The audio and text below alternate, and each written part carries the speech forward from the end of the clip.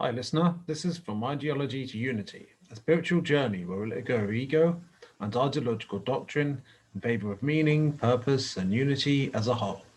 Right, so I'm doing a reading today, and this time what I'm doing is it's decoding Schopenhauer's Metaphysics, the key to understanding how it solves the hard problem of consciousness and the paradoxes of quantum mechanics by Bernardo Castro.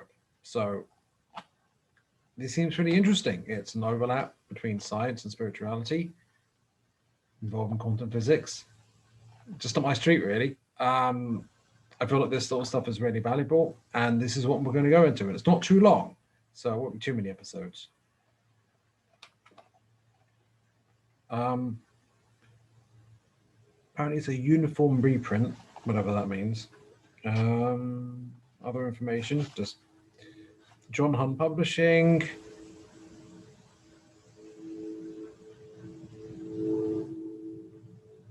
Hampshire, UK, where it's published, and so forth. I'd say that's enough information for now, because I know you want me to get to it. So,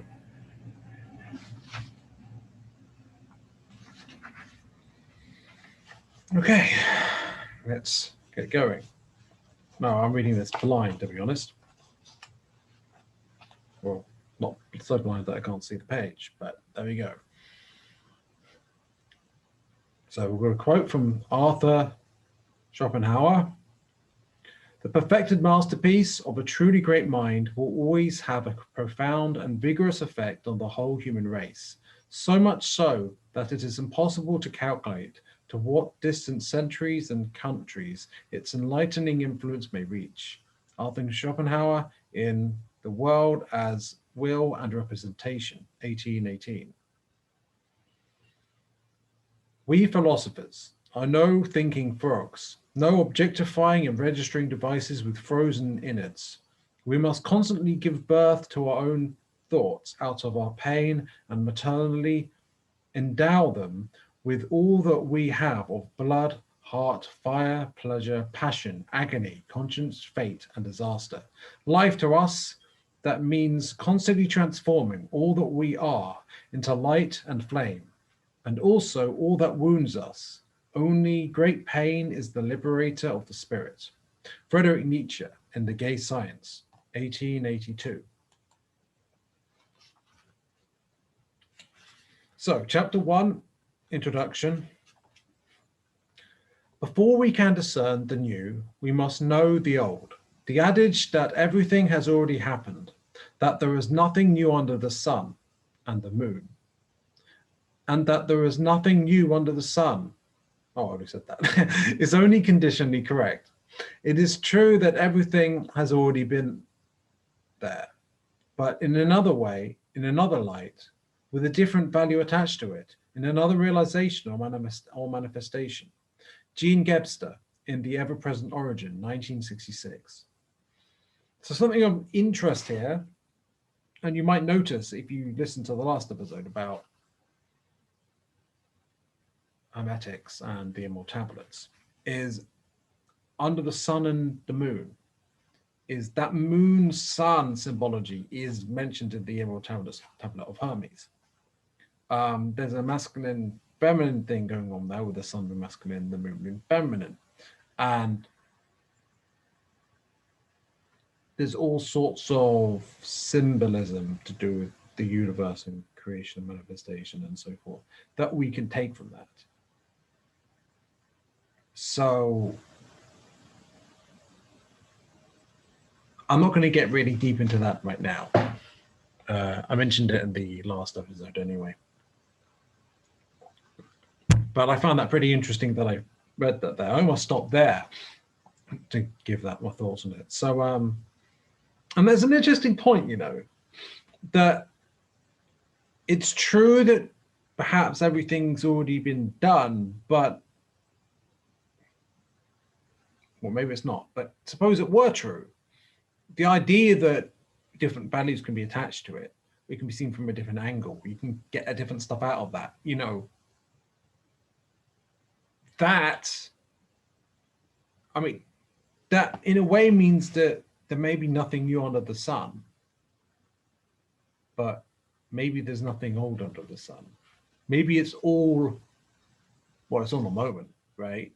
So it's everything's in a constant state of flux. Everything's in a constant state of re-manifestation, recreation, change.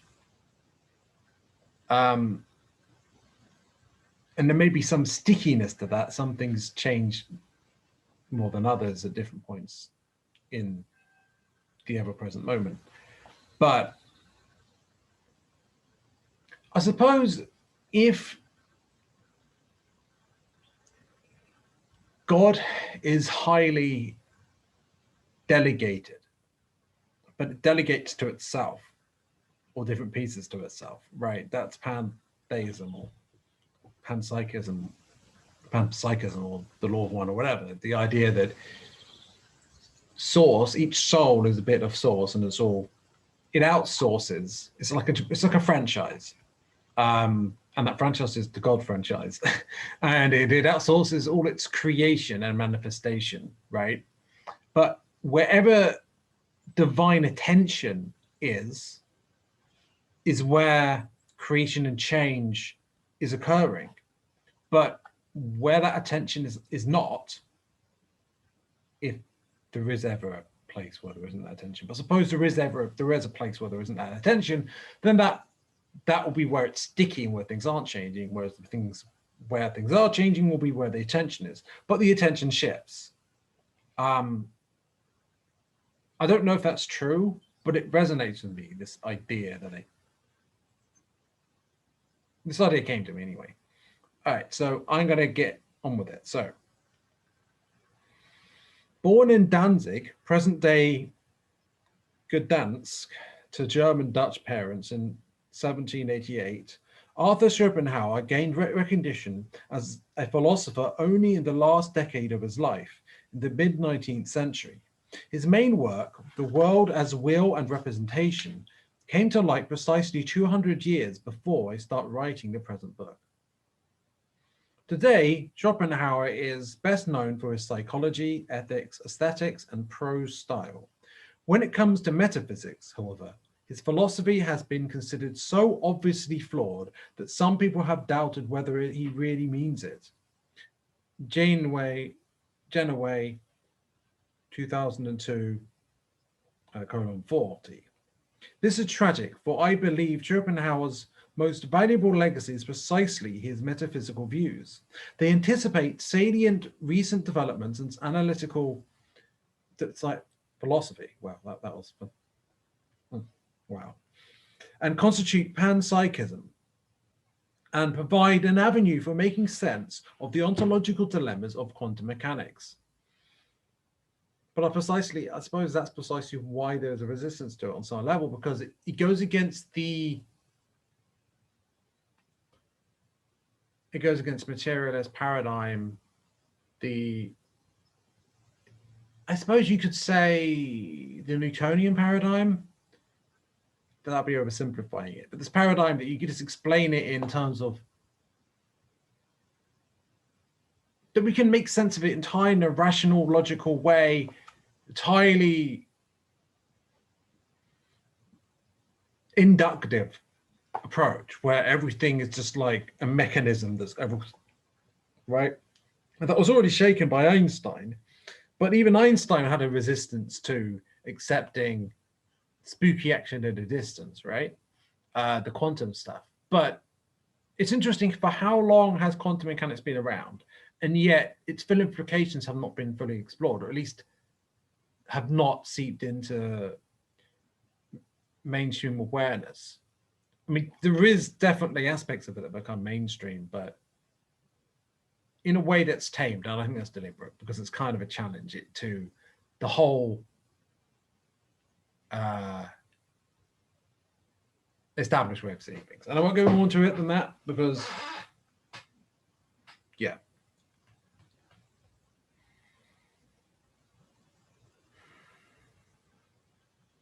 It says here, actually, I actually missed the whole line out, and it happens to be the line that fits now. So I'll say this: anticipate salient recent developments in analytic philosophy, comma, circumvent the insoluble problems of mainstream physicalism, and constitute panpsychism, and provide an avenue for making sense of the ontological dilemmas of quantum mechanics. And I think there must be a reason I missed that out, so I could say it at that point, which is a salient timing.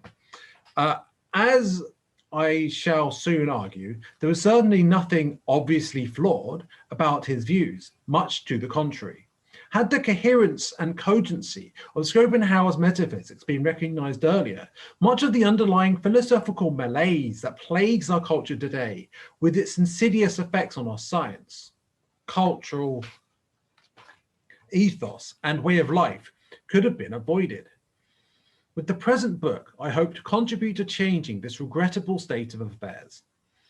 In the pages that follow, I offer the conceptual framework, a decoding key for interpreting Schopenhauer's metaphysical arguments in a way that renders them mutually consistent and compelling. With this key in mind, it is my hope that even those who have earlier dismissed Schopenhauer's metaphysics will be able to return to it with fresh eyes and at last unlock its sense.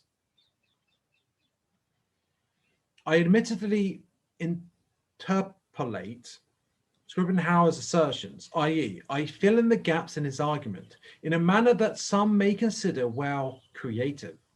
I mean, isn't that a good thing? But I suppose maybe that's not seen as a good thing in our current society. No, it has to be absolutely rigorous and left brain and all this stuff.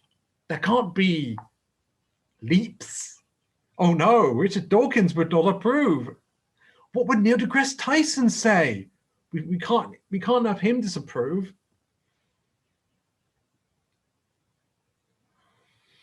Let me acknowledge up front that I may, in some sense, be guilty of this. In my defense, however, I offer the following contention.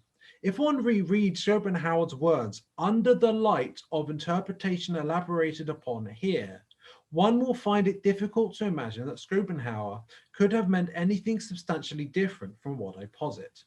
So let my interpretation be judged not by the wording of isolated passages of Schopenhauer's writings, but by how well it brings Schopenhauer's overall metaphysical argument together in a coherent, unifying, and clarifying way. I only truly discovered Schopenhauer's metaphysics after having fleshed out my own views on the nature of reality. A decade-long effort, totalizing 7 books completed with the idea of the world. I thus brought to bear on my read of Schopenhauer an extensive pre-existing background of related ideas and insights. 2 inferences could then reasonably be made from this confession. First, and on a positive note, that my own work equipped and primed me for discerning the intended meaning of Schopenhauer's contentions, despite his relatively loose and seemingly contradictory use of words. After all, I had just spent years wrestling with the same problems he wrestled with, working out similar solutions, and could thus not only understand, but also recognize Schopenhauer's contentions. All right, so before we go to second there, I don't believe it's coincidence that what they'd been dealing with or exploring, grappling with, is aligned with Schopenhauer, and that they never came across it at that point. Precisely because of that. It's a synchronicity. There's something divine in that, whether you could say it's their internal source, their soul, or their higher self guiding them, or source in some other sense, or their spirit guides, or what have you. I do think that this sort of thing happens. And I found myself, sometimes we go through these trials and we do this work, let's say, and then when we're ready, something comes to us. It comes into our life, it comes into our experience in some sense. And then we need to grapple with that, do some more work, and then something else comes to us. And whether or not we realize it or not, sometimes it's like, well done, you've got this work done. Well, Let's how you do the next lesson then.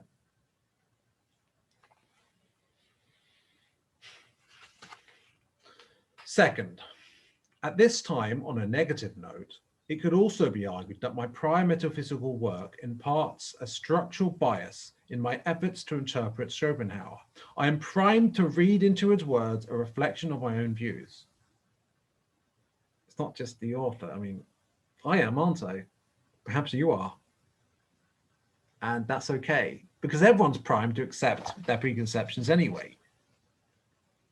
But those other people, they're primed to accept scientifically backed up claims. They're not going against the consensus. Well, they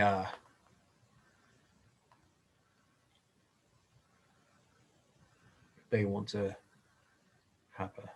stay within a nice comfy shell. They can do that. Because intuition is powerful. Now, there is an interpretation of, I think it's how we access truth. Maybe it's epistemology.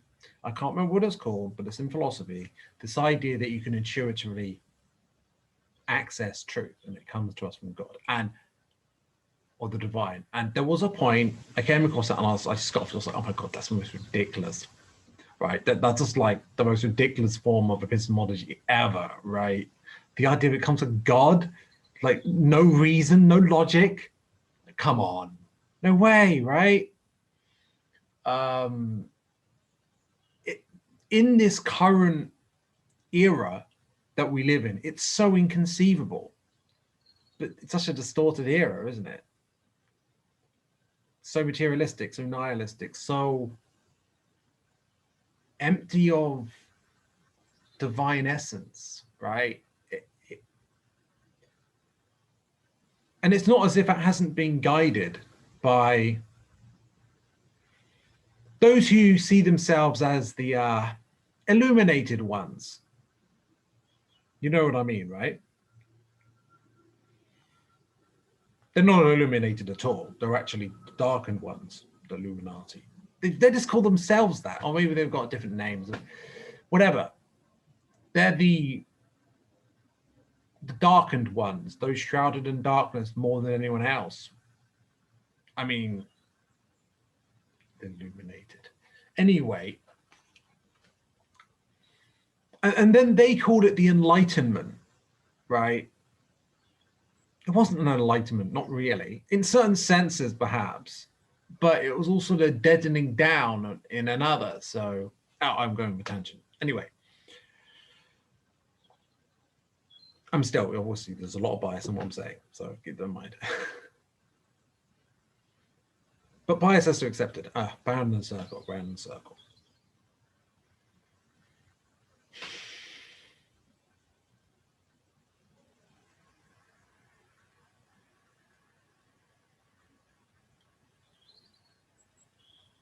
Both inferences probably have some merit. Let me highlight, however, that throughout the writing of this book, I have been aware of this inherent potential for bias and made deliberate efforts to avoid it.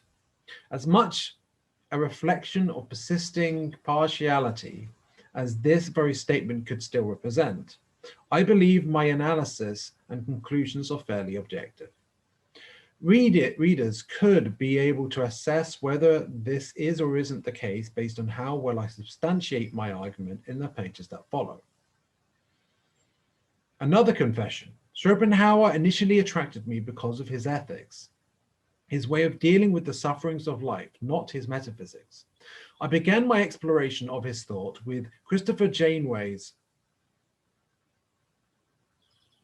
Janeway. It's not from like Janeway from Star Trek.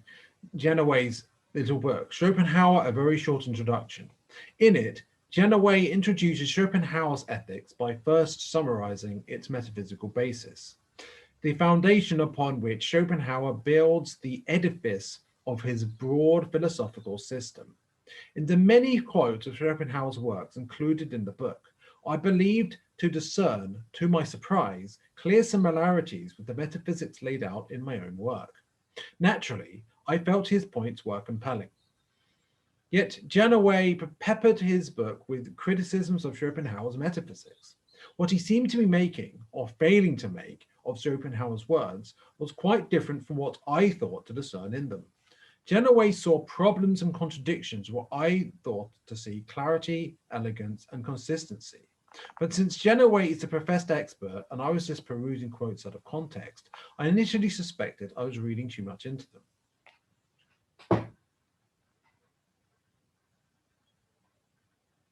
That's how it goes very often, right? And a lot of people, they're not willing to go against or contrary to the consensus or what the experts say. And there's this idea, isn't there? Great minds think alike. That's total bullshit, by the way. That's total bullshit.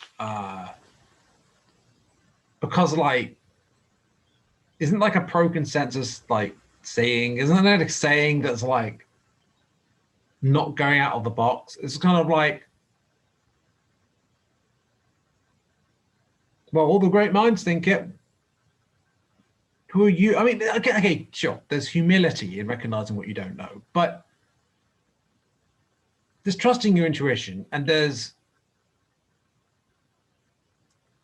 breaking with the consensus, because there's a bias in this. There's a consensus bias, obviously, right?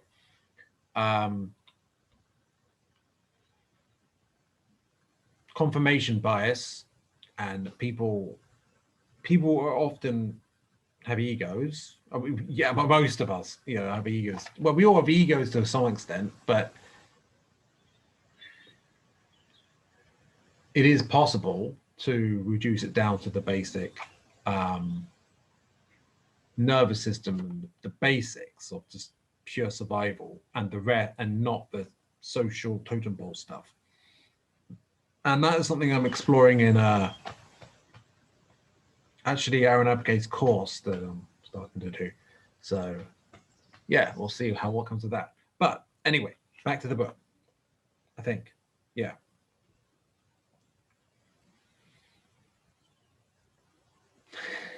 What they want, anyway, before I get back to it, is this idea of that someone comes across that there's like, but maybe their intuition tells them perhaps that there's something to a certain set of ideas that goes against the materialist paradigm, let's say, right?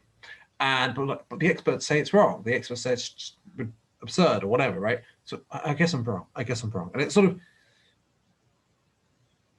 maybe gaslighting is a bit of an excessive word, but it's something like that. What it does, it trusts people not to trust the intuition and to go with what they're told, because then you can control what people believe easier. Right. The only way to clarify the issue was to sink my teeth into Schopenhauer's magnum opus, the 2-volume, 1,200-page long third edition of The World as Will and Representation, in the same translation that Janaway himself used. Though Schopenhauer wrote a few other books discussing more specific topics, The World as Will and Representation stands as his only work of systematic philosophy, Young, 2017, comprising the main articulation of his metaphysics. And that's, I agree that, okay, there's what experts think, but look at the same stuff they're looking at and see what you can gather from it.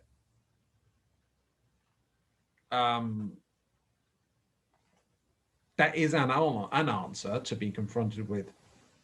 Perhaps I don't know what I'm talking about. Maybe my intuition is wrong, Well, why don't you get to the nitty-gritty of it, right, and see what you come to then. Do your own research. That's basically what I'm saying. In the ensuing months, I devoured the lengthy 2-volume set, reading and rereading it. I recognized it in numerous echoes and prefigurations of ideas I had labored for a decade to bring into focus. The kinship between my own work and what I was now reading was remarkable, down to details and particulars. Here was a famous 19th century thinker who had already figured out and communicated in clear and cogent manner much of the metaphysics I had been working on. What better ally could I have found? And yet, bewildering to me, Schopenhauer's metaphysics has few followers. Janaway, 2002, colon 40. Its utter failure to impact on our culture for the last 200 years is self-evident to even the most casual observer. The present volume is thus a product of both dismay and delight. Dismay at how misunderstood Schopenhauer's metaphysics seems to be, even at the hands of presumed experts, and delight at the discovery that my own metaphysical views have such a clear and solid historical precedent. Well, I would add, first of all, I mean, I do think there definitely may well be an understanding of Hermetics among the elites. Well, there's only some of them, but they understand it but have malign intentions nonetheless, and so deliberately go out the way to say that people won't know it, or maybe see who loopholes in it or whatever. Like, they deliberately act in accordance with it for self-interested reasons, service of self reasons. And that's why they malign it so much, because they don't want people who are service to others discovering it, and then, you know, they don't want things to actually be better based on the ideas being known, because they don't want it better, they want it worse or better for them, you know. I suppose you could just like read it and just purely in the terms of itself without the conspiracy stuff, but I mean, you're listening to this podcast, what do you expect? So, where was I?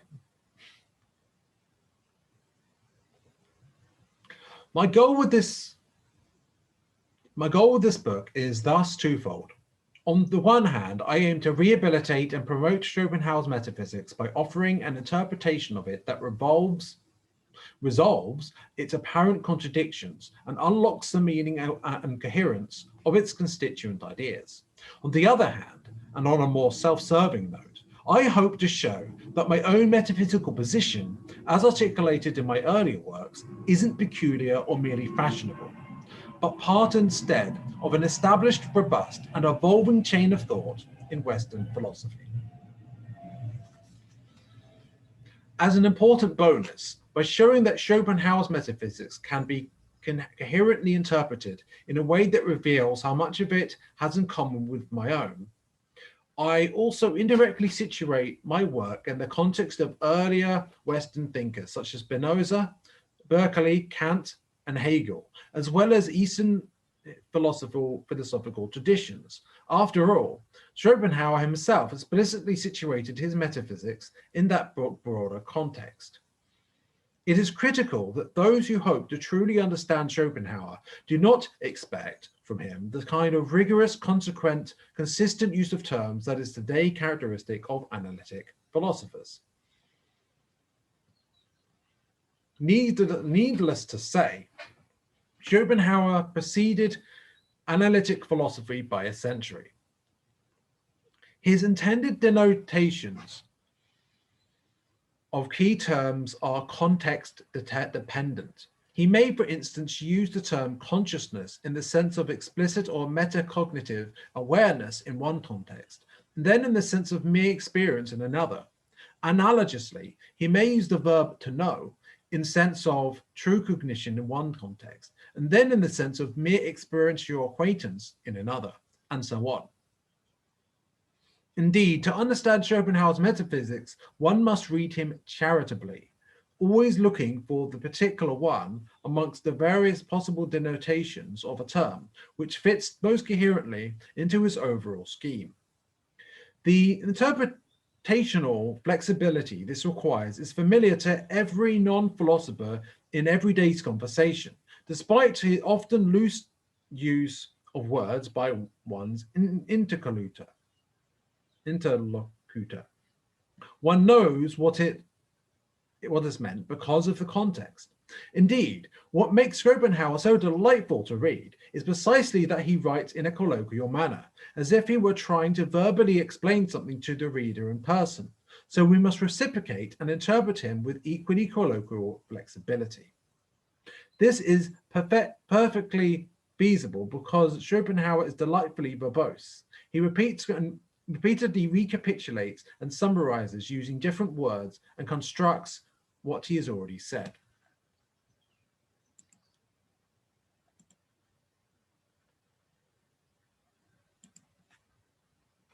So,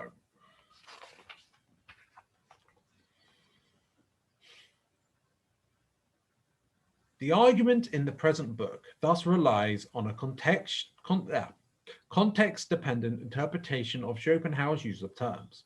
Based on it, I shall argue that the key to resolving the seeming internal contradictions of Schopenhauer's metaphysics lies in understanding the difference between phenomenal consciousness and what is today called metaphysics. Sorry, I misspoke there. Phenomenal consciousness and what is today called meta-consciousness, or meta-conscious metacognition in psychology. I shall elaborate on this difference, show that Schopenhauer explicitly leverages it throughout his argument, then explicate on how it reconciles his seemingly conflicting metaphysical claims. Now, I do not think he was simply being misunderstood. Now, I do think he's been misunderstood. Is it possible that recognizing the wisdom of what he's saying and how it aligns with actual reality and not wishing people to understand reality, he was deliberately misrepresented by people who knew how misrepresentatable his words, what he has to say, is, and exploited that to the max. Has this not, perhaps this has been done with others? Well, I think so. I shall also attempt to bring out the overall sense and coherence of Schopenhauer's metaphysics by placing his key contentions in an overarching conceptual framework built upon the notion of psychological dissociation. I shall substantiate this framework with present-day psychiatric literature on dissociative identity disorder, a condition in which individuals manifest multiple disjoint centers of consciousness. This reminds me of the YouTuber Till Swan and Part's work. Now, I don't know what she's basing it on. Maybe you could look that up and find it, but in relation to this issue and what will be explored, perhaps that Part's work will be more helpful. I also feel that it relates to the nature of the ego itself, in that the nature of the ego itself tends to, no, I can't put this up right now, that it tends to disassociate, especially when we had negative experiences. But at the same time, I don't yet have a way of integrating together the parts work stuff with the Course in Miracles stuff and what Aaron Abke talks about, and how and linking that. I haven't yet got a way to link those two things with New Age spirituality and Jungian psychology, or at least taking the bits that fit together. But that would be neat, wouldn't it? I would like to at least be able to develop a framework or something, a conceptual framework where they fit together. But not in these readings necessarily, but that I would like that. I think that would be helpful, because look at these different strands in New Age thought, right? And sometimes you come across things which really could, it just feels like it would be great if you could integrate them together. And in any case, integration is a concept that integration is important, until someone would agree with me on that.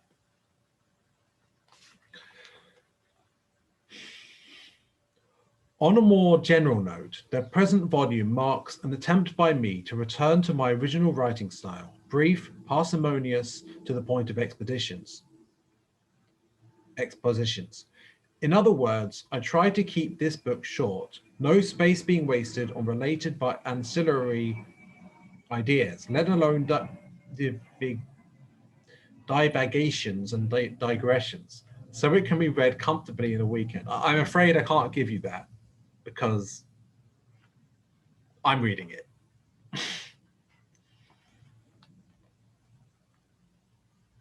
No digressions.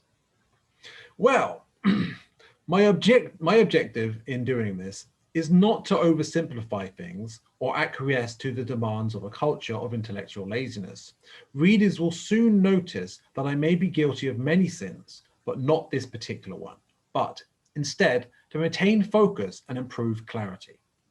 I prefer to be effective in conveying one's key message than to be ineffective in addressing a variety of supporting or related ideas. Maybe a good idea, though, might be to be effective in this, have a skeleton of effective communication, but a more fluid flesh of intuitive elaboration. I don't know. Feels right to me.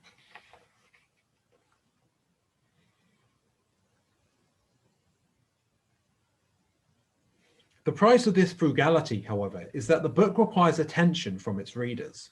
Sometimes a crucial point is made in a single short paragraph, whose importance is disproportional to its length and can easily be overlooked in a casual read. So, this is why it's valuable that when I slow down my reading a bit, because I can steam through it, right?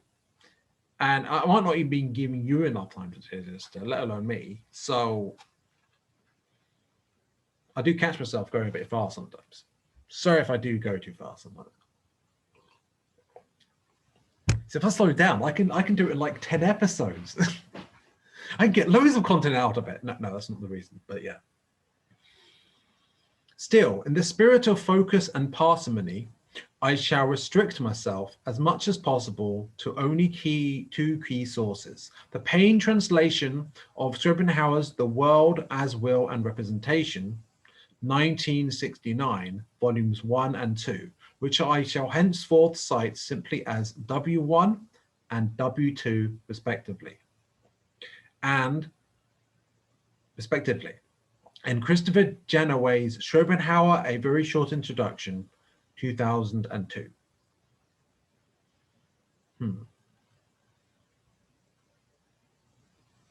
Will and representation. Maybe why he calls the world will and representation, or says that that's it as it is. Well, that's the title.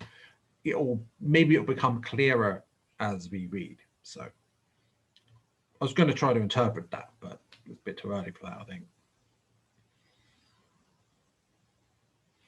The latter I shall use as the source of my present-day criticisms and objections to Schopenhauer's metaphysics, which I'll then attempt to refute. As for the former, because I aim to show that much of what I claim in the present book can be traced back to Schopenhauer's own words, I shall quote frequently from it. The many other entries in the bibliography are relatively ancillary,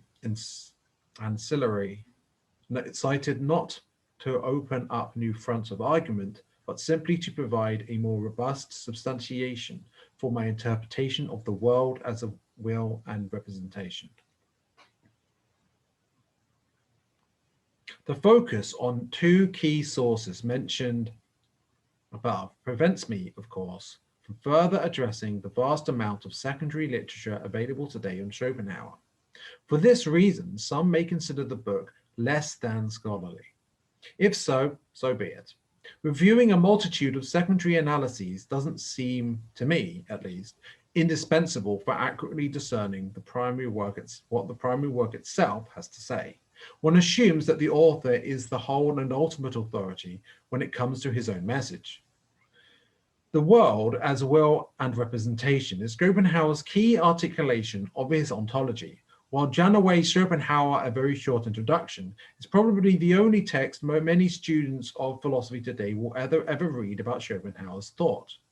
The former is the primary source regarding Schopenhauer's metaphysics, whereas the latter is arguably the most representative example of how that metaphysics is, in my view, misunderstood today. Contrasting the two is thus significant in and of itself, notwithstanding the remaining literature. It is my hope that the present volume contributes original and interesting views on Schopenhauer's thought, despite, or perhaps precisely because, of its focus and parsimony. Now I could stop, but I'm enjoying myself, so yeah, I mean, I don't need to do a chapter each episode. I mean, how many would that be? I mean, I don't know. I'll carry on. Chapter 2, a brief overview of Schopenhauer's metaphysics. Then we have a quote. Our vital energy comes from a will which is wild, unprincipled, amoral, a universe which is not necessarily structured and limited by a rational benign plan, one where we cannot touch bottom, but which is nevertheless the locus of our dark genesis, something which comes from the depths and has its own luminosity. The primitive has power on which we need to draw, or before which we stand in awe, even as we may have to limit it, resist it. Charles Taylor, explaining the ethos of Schopenhauer's philosophy in A Secular Age, 2007. It seems that the author has limited their other takes of his Schopenhauer to the quotes at the beginning of chapters and stuff, which is reasonable. Schopenhauer's metaphysics is characterized by a partition of the world into two categories, which he calls will and representation, respectively. The latter is the outer appearance of the world, the way it presents itself to our observation. The former, on the other hand, is the world's inner essence, what it is in itself, independently of our observation. So I'm going to repeat that because I think it's important. Schopenhauer's metaphysics is characterized by a partition of the world into two categories, which he calls will and representation, respectively. The latter is the outer appearance of the world, the way it presents itself to our observation. The former, on the other hand, is the world's inner essence, what it is in itself, independently of our observation. Okay, so I mean, the first part seems to correspond to mentalism, but even I would say that there's an objective part of reality, even if that objective part is just the hermetic laws and the nature of how the rest of reality is molded. It still constitutes an objectivality. Objectivality isn't a word, but whatever. An objective part of things. So even if it sounds like, so I guess it's not,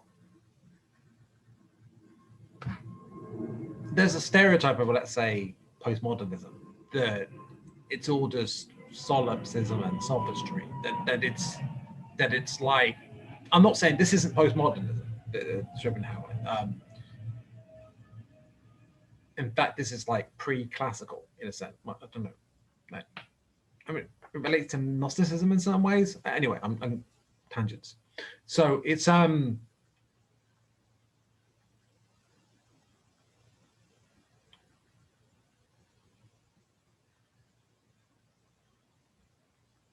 Yeah, so representation is the mentalist part, I suppose you could say, the part that we wield with soul power into different forms, right? And I would say will is that in essence, the divine order of things, from which the rest is. Okay, in a sense, it's like there's the Godhead, in a sense. There's the way, there's a divine order, and then there's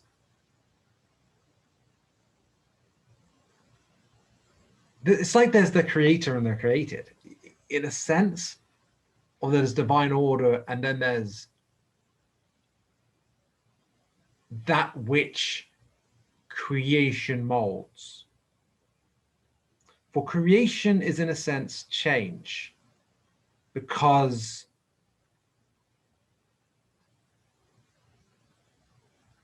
there's this principle in physics that nothing is really destroyed, it just changes into different forms. You can say into energy or matter, but what's the difference? They're just different forms of the same stuff, right? And yeah, you can fundamentally reduce everything just into like God and hologram or something, creator, created. And then you can reduce that further down to just a monad that is all that is. So anyway, I'll continue.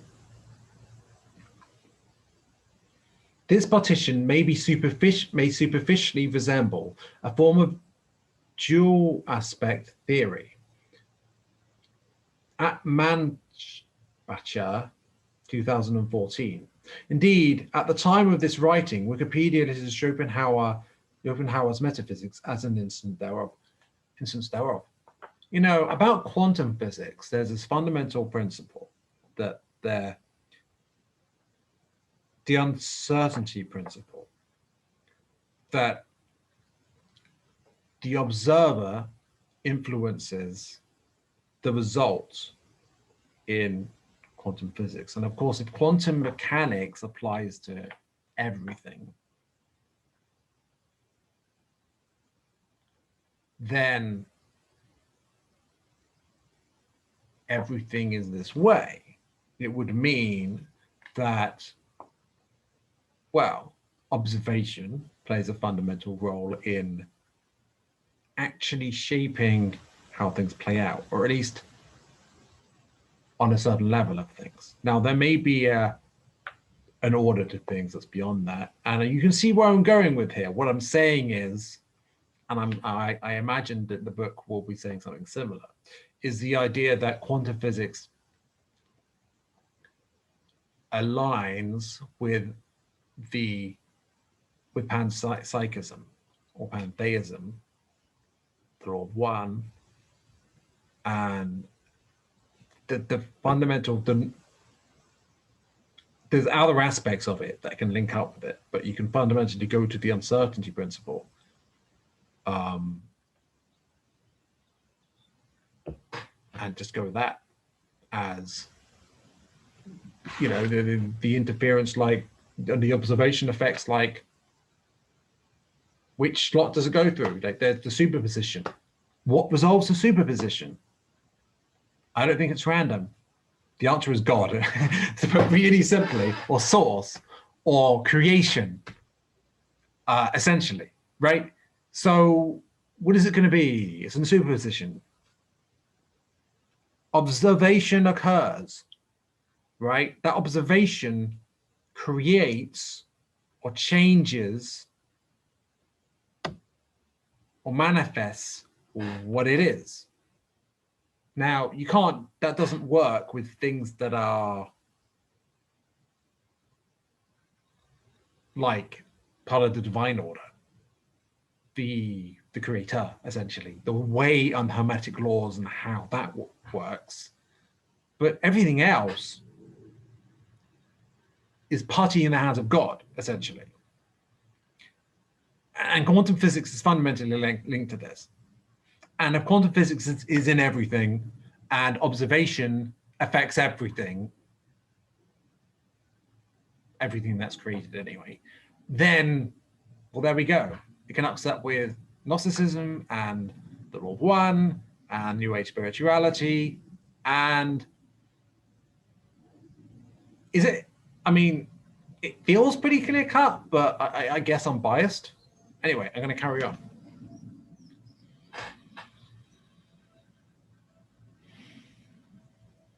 According to dual aspect theory, mentality and physicality are two different aspects or views of the same underlying fundamental stuff of nature, which in turn is either mental, it is neither mental nor physical.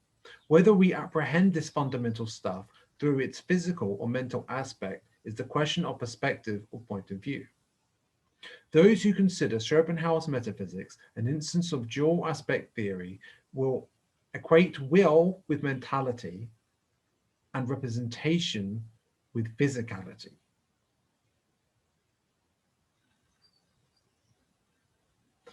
There is, however, no mention or hint in Schopenhauer's argument of anything that could constitute an ontological ground for underlying both will and representation. No mention or hint of anything that will and representation could be mere aspects of. The only unifying ontological claim Schopenhauer makes is that everything is intrinsically will, representation being merely how the will presents itself to observation. As he puts it, the will is the being in itself of everything in the world and is the sole kernel of every phenomenon. W1, colon 118, emphasis added. Whereas representation is merely the will become invisible, W1, 107, or translated into perception, W1, 100. For Schopenhauer, representations without underlying will would be like an empty dream or ghostly vision, not worth our consideration. W99. There is nothing more fundamental than the will, the inner nature of everything. For as Schopenhauer repeatedly affirms, the will itself has no ground. W1, 107. It is thus at least difficult to see how dual aspect thinking, as is formally defined in philosophy, could be attributed to Schopenhauer. Okay, that reminded me of something. Now, I'm curious about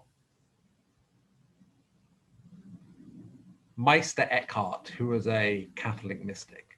Now, I don't know much about his work yet, but what I do know is one of his fundamental principles was the ground.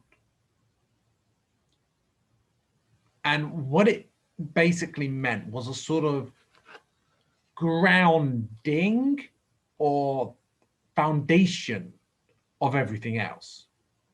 And if I'm interpreting it correctly, which I may not be, that the Godhead is that ground of everything. And it's when that Godhead overflows that creation occurs. There's a container that's the Godhead. And divine essence flows, when overflows off from that, where it flows out is creation, right? What if that cup, in a sense, you could say is divine love essence, right? Think of the heart chakra when it comes to this. There's this phrase of fill your own cup first, then serve others. And if you drain it, I mean, it doesn't really help, does it? It's harder to help other people and serve others if you run out of juice for that. So it's the idea, help yourself, then you help others, is actually more Kinda. Whereas if you're not loving to yourself, if you don't express love in action to yourself, let's say, then you will not love others either. Now, how is this related? Because creation is linked to love fundamentally. I mean, think of birthing. It's birthing of the new. Mothers are linked to love and are linked to motherhood is linked fundamentally to love, and it's linked fundamentally to creation and fundamentally to manifestation. So this foundation, well, this, in my opinion, is the same as Schopenhauer's will. And without it, everything, and without it, it is like an empty dream or ghostly vision, not worth our consideration, perhaps. Or at least it's empty. It's a shell. It's without love, and it's desolate. And I'm reminded of something else. And this is from A Course in Miracles.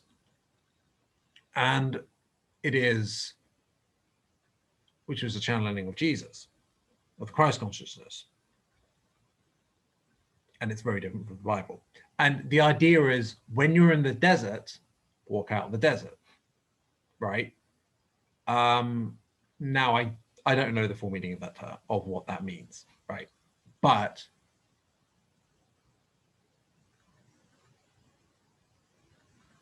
the love of the divine is always there, but if you cut yourself off from it, well, you're cut off from it. Anyway, I'm digressing a bit, but the idea that there's the divine foundation of everything, that is the unobserved kernel of every phenomenon, right? And I mean, sure, there's perception, there's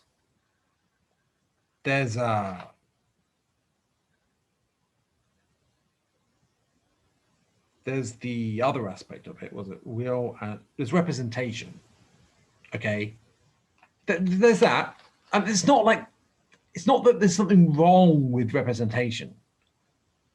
It's when representation is there on its own, it's just like, it's illusion, right? But illusion is on some level dishonest, or it's at least non-alignment with truth.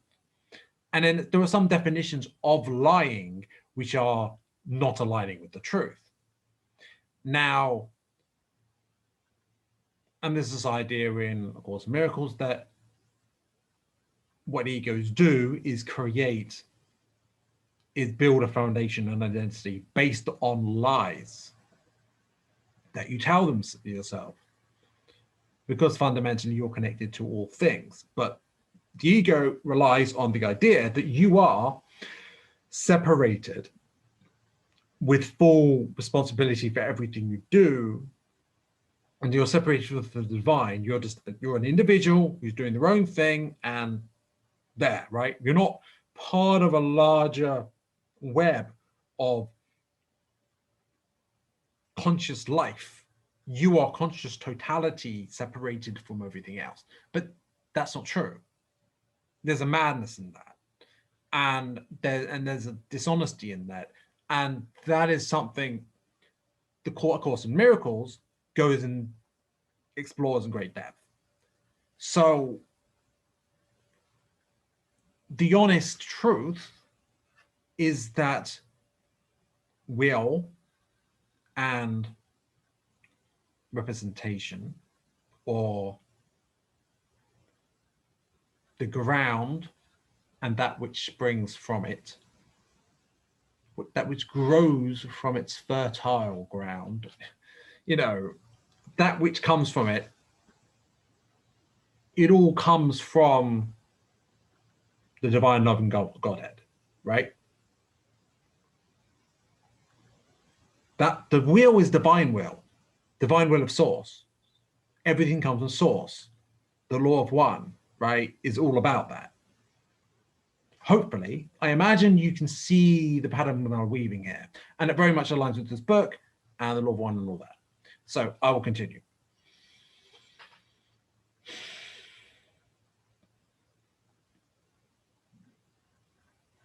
It is thus at least difficult to see how dual aspect thinking, as it is formally defined in philosophy, could be attributed to Schopenhauer. Schopenhauer is, in fact, an idealist with regard to the physical world, i.e., the world of material objects interacting with one another in space-time according to causal laws. For him, this physical world exists only insofar as it consists of mental images, representations in the consciousness of the observing individual subject. It has no existence beyond this individual subject. Schopenhauer writes that things and their whole mode and manner of existence are inseparably associated with our consciousness of them. The assumption that things exist as such, even outside and independently of our consciousness, is really absurd. W2:9. So there is two things that seem absurd from this perspective. One is the idea of that there is objective reality outside of the divine, that there's no God, and simultaneously everything, but there's an objective reality that's just entirely the materialist perspective, the physicalist perspective, that this is an objective reality, it works mechanistically, that's just how it is, and it functions that way. It works perhaps even deterministically, and there's not divine in it, it just works that way. But simultaneously denying the representation aspect of things and saying, no, this is just how it works, it's objectively, right? But there's also something that in a sense is absurd, which is this idea of there's no God, but everything is subjective.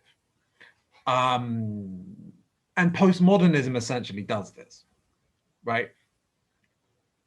It gets a lot right in certain respects, in that it recognizes the bias and the subjectivity in how we represent reality, right? It actually goes great into that, and it actually gets that right in many regards, right?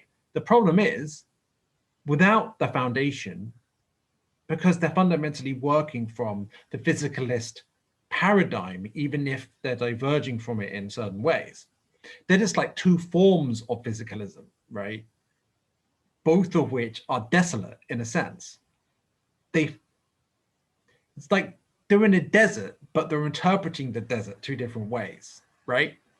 What the first group is like, this desert just works this way, and you've got to adapt to it. You've got to deal with the way the desert works, the cold, hard truth of it, and it's objective that you need to get to the water in the oasis where you starve. And there are these basic fundamentals. This is how it works. It's objective. The other is, we're not really in the desert. None of this is real. Everything's just subjective. I'm not really dying of thirst. It's all fine. What is that thirst? The thirst for love that they're dying, not literally dying, well, I don't know. They're thirsty for God in a sense, but they deny God. So they're like, no, it's not that. So the desert isn't a desert that lacks water, even though water is fundamental to life. But that divine water is love, and they're lacking it because they're denying God, the source of God, the source of love, the source of life. Love and life are the same thing, ultimately, or at least at the same essence, origin, foundation. They're coming from the same place. So there are these two,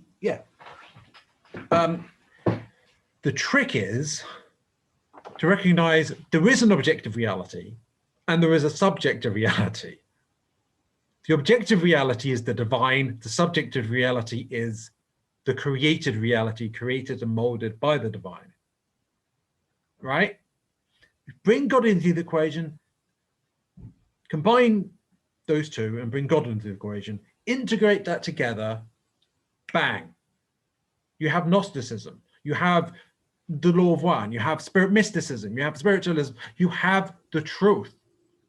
And you're out of the desert, you're out of the madness, and you have harmony, and you have psychological health. You don't have the mess of ego and conflict, and you have love rather than, oh, no, I'll stop fitting with that. Yeah, there's harmony, and I'm kind of blowing the horn a bit hard here, aren't I? I'll carry on reading. I'm sure you get the point. A thing, for Schopenhauer, is a physical object with a certain form, occupying a position in space-time and obeying causal laws. Unambiguously, he claims that the demand for existence of the object outside the representation of the subject has no meaning at all, and is a contradiction. Therefore, the perceived world in space and time is absolutely what it appears to be. So this might make postmodernists happy. They're like, see, this is what it appears to be. The truth is just subjective, and you can't impose your truth on anyone else's truth because that's authoritarian imposition, right? And the thing is, like I said, if you deny the divine, like, you're just stuck in representation, and there's no meaning. There's nothing that's, you see, it's like, it's desolate. It's denying the desolation in a sense, because it's hard to deal with. Two ways of dealing with that, you know, deny the hardship, or just accept, or go the idea that the hardship is all there is.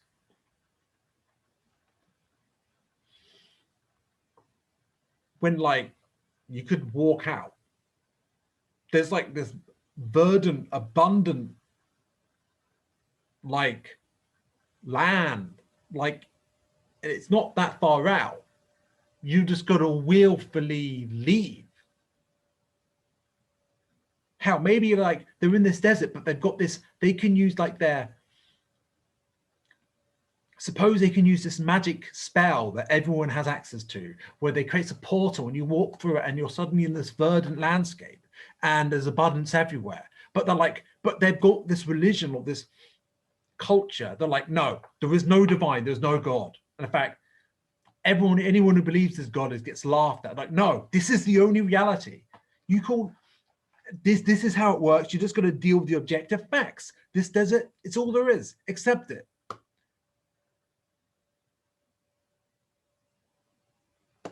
And this is a bit like Plato's cave, isn't it?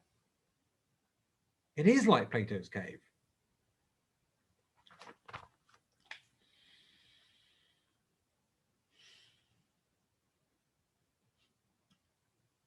That the physical world is what it appears to be means that it is made of qualities such as color, tone, flavor, odor, etc., i.e., it is constituted by experiential states of the observing individual subject.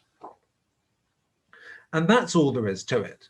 There is no consciousness interdependent physical world comprising separate objects with definite form, physical properties, and position in space-time, which somehow correspond isomorphically to our perceptual experience. If you want to get, if you're not sure exactly, you can go back and get clarity on that, because that's actually pretty key, that bit. According to David Chalmers' classification scheme or variants of idealism, 2018, Schopenhauer's metaphysics can be thus considered a form of subjective idealism in regard to the physical world. But Schopenhauer doesn't stop here.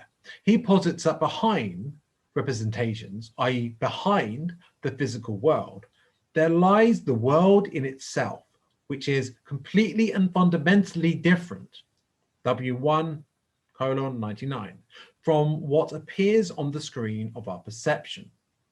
Consider the Plato's cave for a moment here. There's a screen in our perception in the cave. There's this landscape outside. They're seeing shadows on the wall, right? It's all an illusion. And what creates a shadow on the wall? Well, the elites do, right? And we're told that this is all there is to it, right? I don't think the elites do. That's not what Plato said, but it might be implied. And yeah, I go outside. I'm not going to tell you what the Plato's cave is. Look it up. Google it. No, don't Google it. Because the elites would want you to do that. Right. Where was I? Where were we?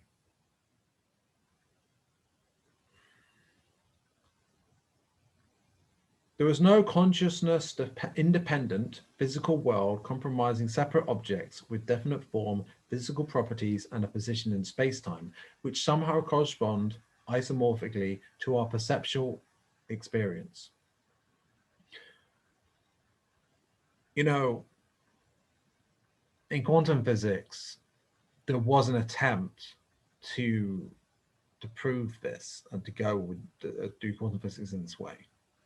And it's something that I was quite a fan of at first when I came across it. And it was, what's the word? It wasn't Bohmian mechanics. It was what preceded that.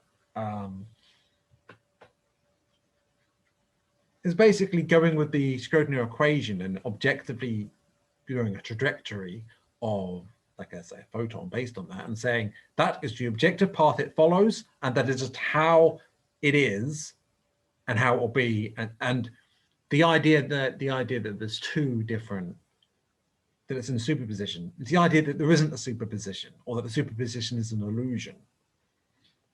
I might be misrepresenting it there. But basically it was disproven. I think maybe the physicist was Bell, maybe? No, I'm not sure. But it was disproven that because it was proven, non-locality was proven, that that locally it's impossible for this to happen, for the to do the uncertainty principle and stuff like that. But what was proven that technically there's a sense in which it can work if we take quantum phenomena as non-local, is in that things that are, if you're in things that are, let's say, on the moon, and something happening in your room are actually, it's possible for, there's, or even something happening in the opposite side of the universe, potentially non-locally linked. There's an adjacency of everything. There's every single place is on a level, a multidimensional level, adjacent, next to everything else. There's a wholeness, a totality, a oneness. I don't know if that's necessarily what was trying to be said there, but and that's only part of the picture. And that is a Bohmian mechanics. It's a modified form of, I can't remember what theory that is. But yeah. Back to the text.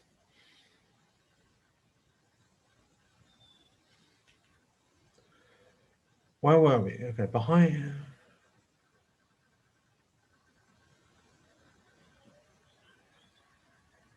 The world in itself is what remains of the world when it is not being observed, i.e. when it is not being represented in the consciousness of an individual subject.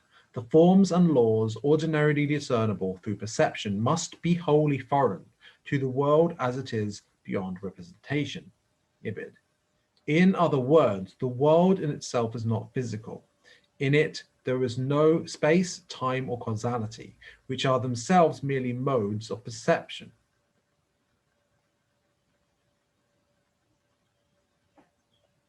No space, time, or causality. It's the one. It's source. It's all source in a way. And this whole universe we're dealing with, there's an interrelatedness and interconnectedness in all things. And it all comes from the source. It all leaves the source and it all comes back.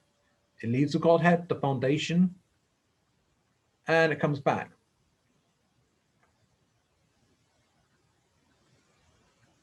The whole world, other than the divine, everything in existence that is not the divine, ignoring aside for a moment that everything is divine, in a sense, everything is one, the Lord one, ignoring that, that part of reality, that material aspect of things, it's, where was I going with that? It's all like, in a sense, there's an illusion to it, because the truth is beyond time, space, and causality. And there's instant manifestation in the spirit world. That's why. Anyway, the question that then arises is, what is the essential nature, the categorical basis of the world in itself? Schopenhauer describes it repeatedly as volitional states, such as irresistible impulse, determination, or keen desire, W1, 118, which implies that the world in itself is mental, so mentalism. And although representations are also mental, the experiential states that constitute the world in itself are completely different from the qualities of representation.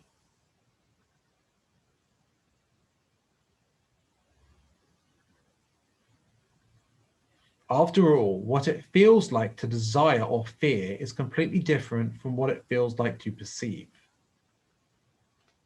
Okay, I'm going to go over that again, partly for my benefit. The question that then arises is, what is the essential nature, the categorical basis of the world in itself? Schopenhauer describes it repeatedly as volitional states, such as an irresistible impulse, determination, or keen desire, W118, which implies that the world in itself is mental. And although representations are also mental, the experiential states that constitute the world in itself are completely different from the qualities of representation.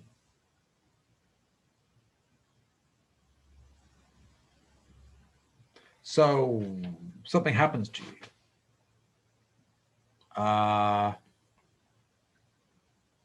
You stub your toe, it hurts, let's say, or you feel that it hurts. Well, there's all sorts of different interpretations. You could just be like, my day is ruined because I stubbed my toe. You could be like, I am receiving signals from my body, which isn't real, that pain signals that are indicating my nervous system is telling me that I'm in danger, blah, blah, blah, blah, blah. You could be like, yes, this is catalyst. Or you might be a masochist. You'd be like, oh, yes. I don't know. There's all sorts of different representations of experience. And experience is ultimately catalyst. And I could go into the hero's journey here, but not right now.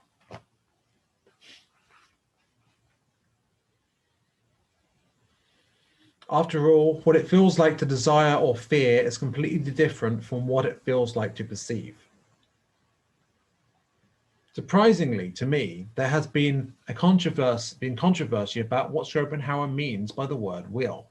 Genoway, for instance, believes that we must enlarge its sense at least far enough to avoid the barbarity of thinking that every process in the world has a mind, a consciousness, or a purpose behind it. I mean, that would be unthinkable. There's no way he would mean that. No. 2002, 37. No, not the end bit. That was what I added on. That behind it was the last bit of that. Nonetheless, I shall argue in this book that the world in itself, according to Schopenhauer, is indeed mental, i.e., constituted by experiential states. Even though states are very different from perceptual ones. If I am correct, Schopenhauer's position in regard to the world in itself fits into Chalmers' Objective Idealism, 2018.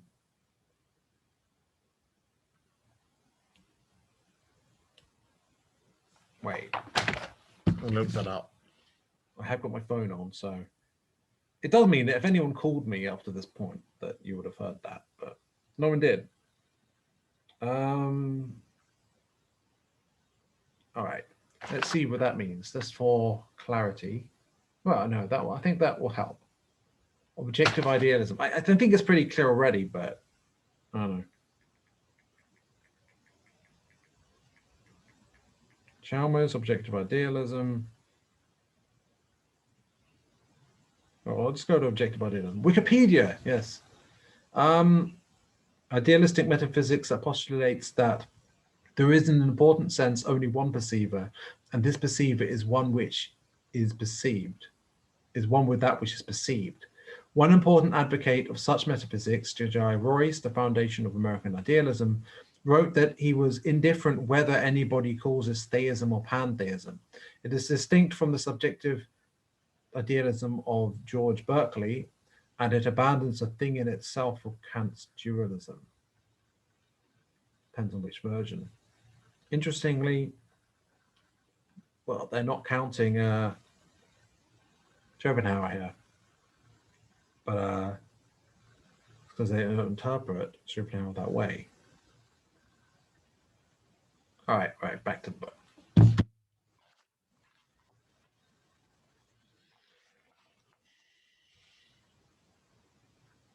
In summary, Schopenhauer's world in itself is essentially mental, which implies objective idealism in regard to it. But the experiential states constituting the world beyond ourselves need not have any qualitative similarity whatsoever with the colors, tones, flavors, etc. that we experience when observing such world.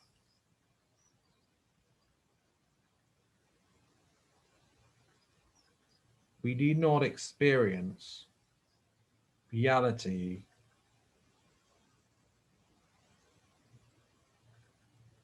as colors, tones, flavors, etc.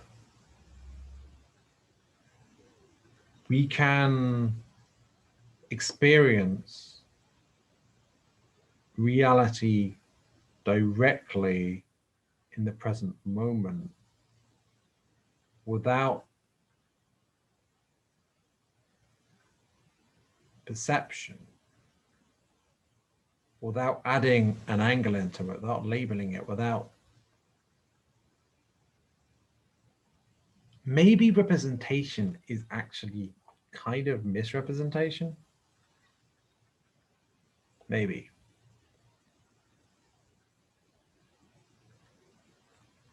Or maybe if you just accept representation as what it is with an understanding of how it fits together with will.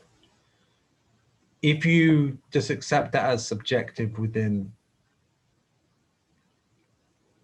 an objective reality in Schopenhauer's sense of it, as interpreted in this episode, or in a little what kind of way by the author.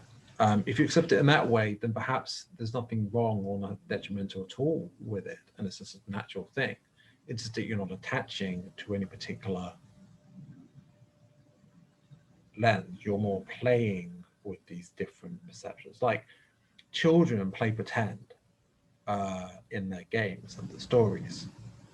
The difference is that adults pretend that they're not pretending. So in that sense, children are more honest.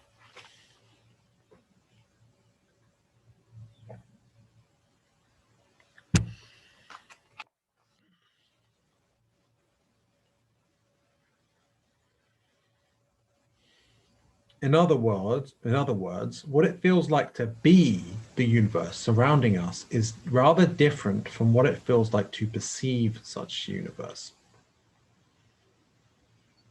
The experiential states underlying the world we inhabit are separate from, and at least ordinarily inaccessible to us. No, inaccessible to us as individual observers. All we can access is their representations. Or is it all that we can access? Awakening is accessing more than that, isn't it? Not me. Extra sound effects. The latter, which constitute what we call the physical world, exist only insofar as we experience them as individual subjects.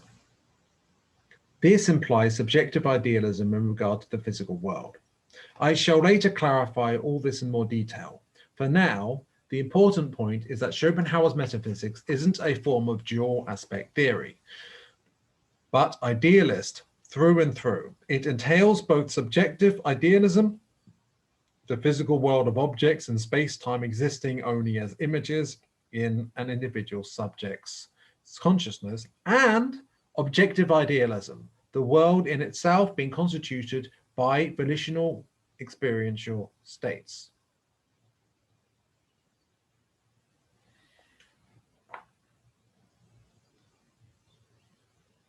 And I would have also say that it depends on the divine. And I do like how it lines up with Meister Eckhart's idea of the foundation, and all the other things I've linked with it. I feel I'm happy with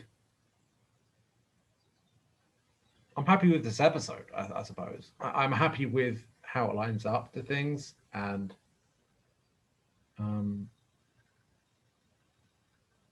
this is just the first 2 chapters of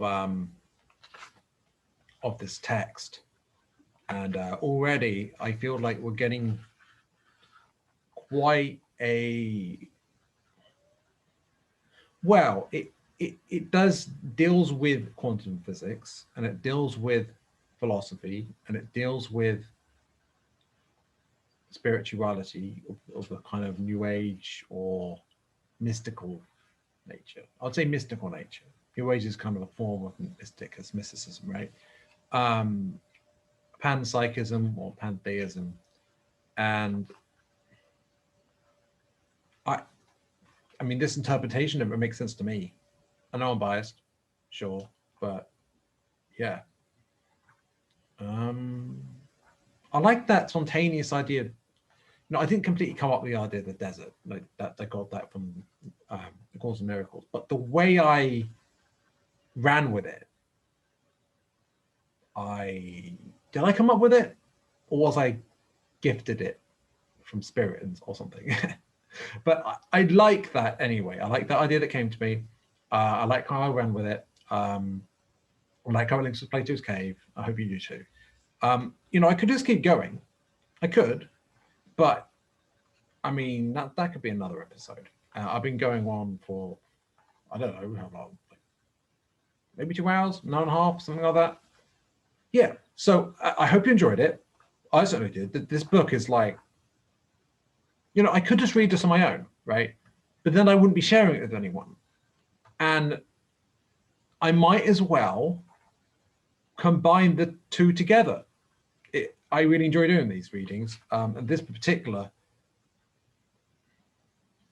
I really do want to explore the link between quantum physics and the link, just linking science and spirituality together. Now, Greg Braden has done it. There are others. Top of my head, the guy who heals people, I can't remember his name, who himself when he got injured in an accident.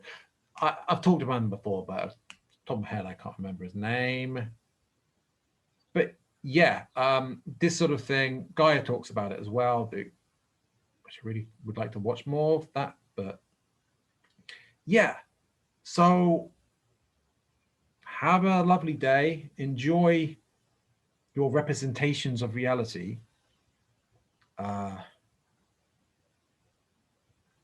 And Bye for now.